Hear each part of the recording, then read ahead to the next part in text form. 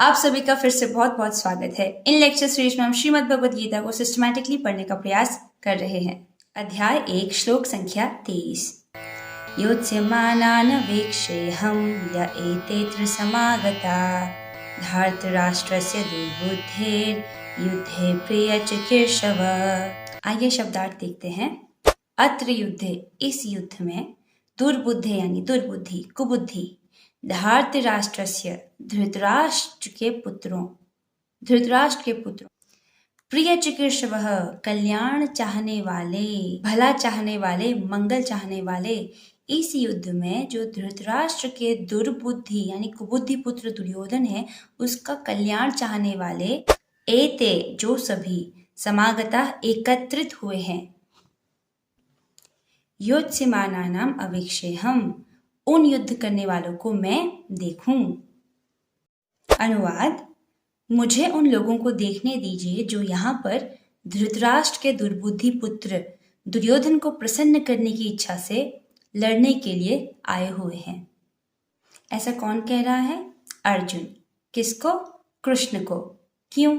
क्योंकि हमने पिछले श्लोक में पढ़ा, अर्जुन कृष्ण से कहते हैं कि आप मेरे रथ को दोनों सेनाओं के बीच में खड़ा कर दें। तो वो अपनी बात को आगे बढ़ाते हुए कहते हैं कि ऐसा इसीलिए आप कीजिए ताकि मैं उन लोगों को देख सकूं जो धृतराष्ट्र के दुर्बुद्धि पुत्र दुर्योधन को प्रसन्न करने हेतु इस युद्ध भूमि में लड़ने आए हैं। इस श्लोक में अर्जुन दुर्योधन को धृतराष्ट्र के दुर्बुद्धि पुत्र कहकर संबोधित करते हैं। दुर्बुद्धि यानी कुबुद्धि, नीच बुद्धि वाला। ऐसा क्यों कहते हैं? क्योंकि दुर्योधन इस भारी युद्ध के दुष्परिणामों को देख पाने में असमर्थ है। वो नहीं देख पा रहा है कि 18 दिन के इस युद्ध के बाद कोई नहीं बचेगा। अभी वो इस घमंड से वो सोचता है कि मैं ही विजयी रहूंगा, 18 दिन बाद दुर्योधन भी नहीं बचेगा। वो इस बात को बिल्कुल नहीं देख पा रहा है।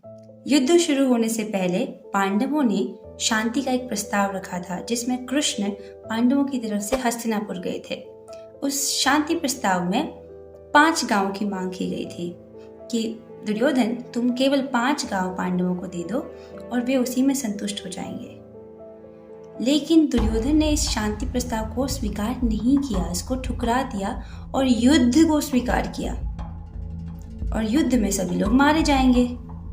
जो बात केवल 5 गांव देकर सुलझाई जा सकती थी उसके लिए दुर्योधन अपने प्राणों की आहुति देने के लिए तैयार है, अपने भाइयों को स्वाहा करने के लिए तैयार है और इसके जितने भी बंधु बांधव हैं जो दुर्योधन के पक्ष से लड़ने आए हैं और वे सब भी इस युद्ध में मारे जाएंगे।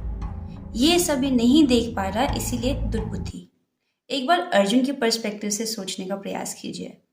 अर्जुन को युद्ध करना है सामने वाली टीम में जो जो लोग हैं उनसे।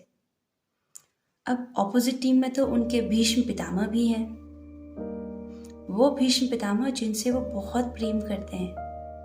वो भीष्म पितामह जब वे छोटे थे उनके पिता की मृत्यु हो गई थी। जब दुर्योधन अपने भाइयों सहित पांडवों को मारने की अलग अलग षड्यंत्र रच रहा था, तब इन्हीं भीष्म पितामह के आश्रय में पांडव सुरक्षित रहे। आज उन्हीं भीष्म पितामह पर अर्जुन को बाण चलाना होगा क्योंकि युद्ध हो रहा है। युद्ध में जीतने के लिए ऑपोजिट टीम में जो है उनको तो मारना होगा।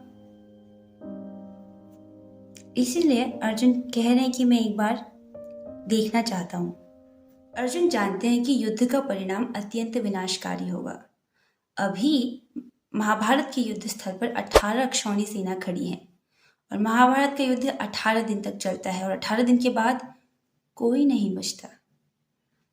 पांडवों की तरफ से केवल 15 महारथी बचते हैं और कौरवों की तरफ से केवल 3। और इतनी बड़ी सेना, सब समाप्त हो जाते हैं। तो अर्जुन कह रहे हैं कि मैं उन्हें देखना चाहता हूं जो इस दुर्योधन को, इस दुर्बुद्धि दुर्योधन को प्रसन्न करने के लिए इस युद्ध में लड़ने आए हैं। निश्चय ही ये लोग मारे जाएंगे। आइए प्रभुपाद जी की टीका से पढ़ते हैं। यह सर्वविदित था कि दुर्योधन अपने पिता धृतराष्ट्र की सांठ-गांठ से पापपूर्ण योजनाएं बनाकर पांडवों के राज्य को हड़पना चाहता था। अतः जिन समस्त लोगों ने दुर्योधन का पक्ष ग्रहण किया था वे उसी के समान धर्मा रहे होंगे। यानी दुर्योधन के पक्ष में जो भी है वो दुर्योधन के समान धर्म होंगे। यानी अगर दुर्योधन अधर्मी है तो जिसने दुर्योधन का पक्ष लिया, जिसने अधर्म का पक्ष लिया है, वो भी अधर्मी रहे होंगे। और दुर्योधन ने पांडवों के राजपाट हड़पने के लिए जितने भी षड्यंत्र बनाए, जितनी भी योजनाएं बनाई, उन सभी पापपूर्ण योजनाओं में धृतराष्ट्र की सहमति तो थी ही। अर्जुन युद्ध प्रारंभ होने के पूर्व यह तो जान ही लेना चाहता था कि कौन कौन से लोग आए हुए हैं, किंतु उनके समक्ष समझौता का प्रस्ताव रखने की उसकी कोई योजना नहीं थी। अर्थात युद्ध शुरू होने से पहले अर्जुन दोनों सेनाओं के बीच में एक बार जाना चाहते हैं। वहां जाकर वो शांति का प्रस्ताव करने की बात नहीं कर रहे हैं। वहां जाकर शांति का प्रस्ताव, समझौता करने का उनका भी कोई इरादा नहीं है, क्योंकि वो शांति का प्रस्ताव ऑलरेडी रख चुके हैं, जिसको दुर्योधन ने ठुकरा दिया था। वे वहां क्यों जा रहे हैं? बस ये देखने के लिए कि कौन कौन से योद्धा हैं जो इस युद्ध में लड़ने के लिए आए हैं। यह भी तथ्य था कि वह उनकी शक्ति का, जिसका उसे सामना करना था, अनुमान लगाने की दृष्टि से उन्हें देखना चाह रहा था। यद्यपि उसे अपनी विजय का विश्वास था, क्योंकि कृष्ण उसके बगल में विराजमान थे। अर्जुन इसलिए भी देखना चाहते थे ताकि वे ऑपोजिट टीम का स्ट्रेंथ एस्टिमेट कर सकें, उनकी शक्ति का अनुमान लगा सकें। हालांकि अर्जुन ये जानते हैं कि जीत तो उन्हीं की होगी। वे अपनी जीत के बारे में पूरी तरह से विश्वस्त हैं। क्यों? क्योंकि उन्हें पता है कि श्री कृष्ण उनकी तरफ हैं।